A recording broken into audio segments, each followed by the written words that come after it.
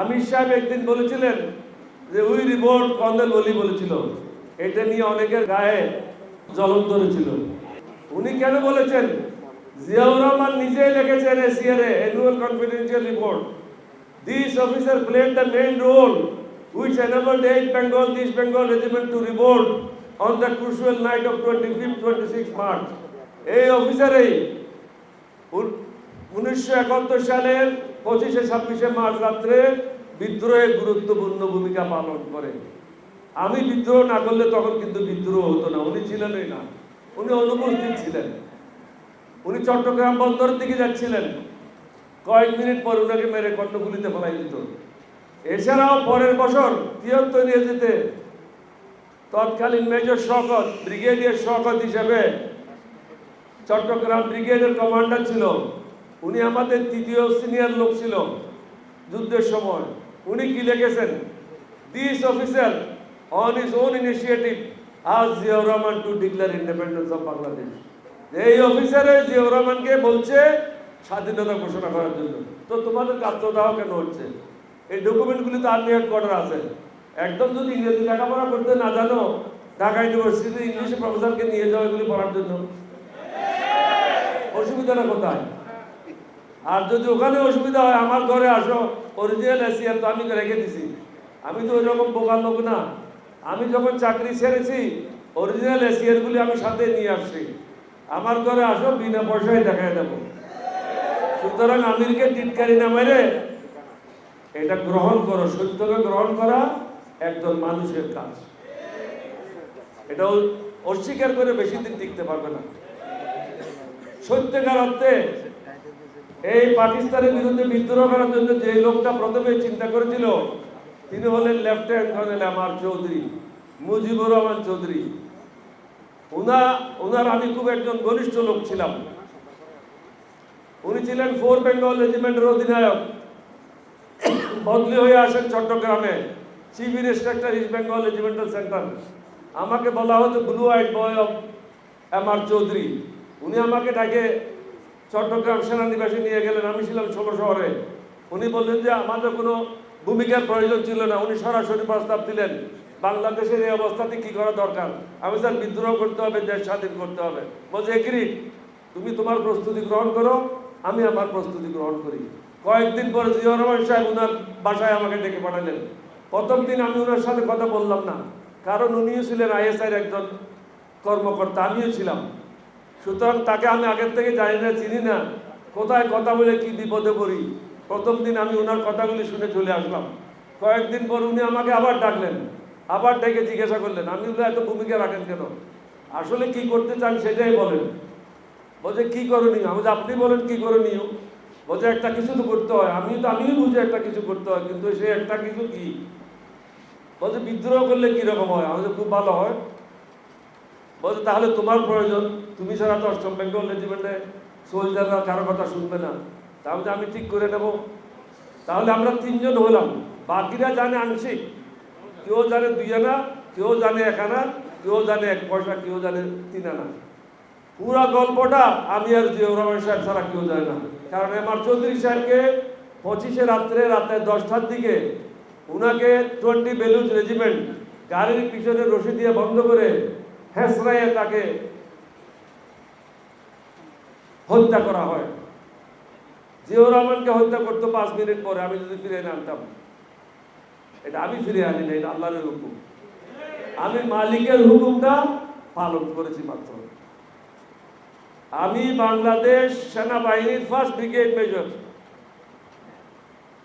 কত বড় অন্যায় আর্মিতে হয় সেটা এখন বুঝানোর জন্য। জিয়াউর রহমান প্রথম ঘোষণা দিলেন, I declare myself as a provisional head of the state and independence of Bangladesh। 27 তারিখ সন্ধ্যায় কালুঘাটে ট্রান্সমিটিং স্টেশন ছিল না, ব্রডকাস্টিং স্টেশন ছিল না, ট্রান্সমিটিং ছিল। ওটাকে আমরা রূপান্তর করে ব্রডকাস্টিং স্টেশনে আনলাম। ওটার থেকে তিনি ব্রডকাস্ট করলেন, আমি পাশে পাঠাচ্ছিলাম। 30 তারিখ উনি আরেকটা ভিন্ন কারণে, যেটা কখনো বলা যাবে না, এটা হলো গোপনীয়তা আমার এবং উনার মধ্যে। তাহলে তিনি যখন রাষ্ট্রপতি ছিলেন, তাহলে যে একটা মন্ত্রিসভা হয়েছিল, নাকি হয় নাই? আমি সেই মন্ত্রিসভার স্বরাষ্ট্রমন্ত্রী ছিলাম। মেজর মীর শওকত আলী ছিল পররাষ্ট্রমন্ত্রী, বাকি মন্ত্রী সব আমরা পূরণ করি নাই, কারণ সবার সাথে দেখা হওয়ার পরে করব। দ্বিতীয় অ্যানাউন্সমেন্ট, আমাদের যখন কাজ হয় নাই যে কোনো প্রকারে হোক, 30 তারিখ উনি বলে দিলেন, I declare myself as commander in chief of liberation forces. এই জিনিসটা খালেদ মোশাররফ এবং শফিউল্লাহ সাহেব মেনে নিতে পারে নাই। শফিউল্লাহ সাহেব একই কোর্সে জিয়া সাহেবের, কিন্তু জিয়া সাহেব সিনিয়র ছিল, কিন্তু তারা মেনে নিতে পারে নাই। তারা জিয়াউর রহমানের বিরুদ্ধে ষড়যন্ত্র করলো, ষড়যন্ত্র করে সাপ্লাই কোরের পৃথিবীতে কোনোখানে আর্মি চিফ হয় না, সেনাবাহিনী প্রধান হয় না, প্রধান সেনাপতি হয় না, কিন্তু ওসমানী সাহেব একজন পলিটিশিয়ানকে নিয়ে প্রধান সেনাপতি বানাই দিল সাপ্লাই কোরের লোক। কেন বানিয়ে দিল? জিয়াউর রহমানকে দমন করার জন্য। এবং শুধু দমন করলো না, 3টা ফোর্স খাড়া করলো, K force, Z force, S force. এটা করার পরে খালেদ মোশাররফ নিজের জায়গায় রইল, শফিউল্লাহ নিজের জায়গায় রইল, জিয়াউর রহমানকে দেওয়া হলো মেঘালয় তুরা নামক স্থানে, গভীর জঙ্গলের মধ্যে।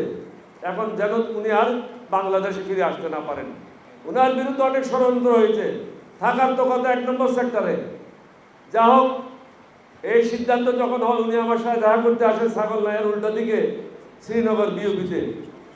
উনি আমার সাথে দেখা করতে আসলেন যে বিদায় নিতে আসছি, অনেকদিন একসাথে কাজ করেছি, আগামী দিনেও হয়তো সুযোগ হলে একসাথে কাজ করব। এই বিদায় নেওয়ার সময় আমি ওনাকে জিজ্ঞাসা করলাম, আপনি কি চান, আমার কাছ থেকে কি আশা করেন?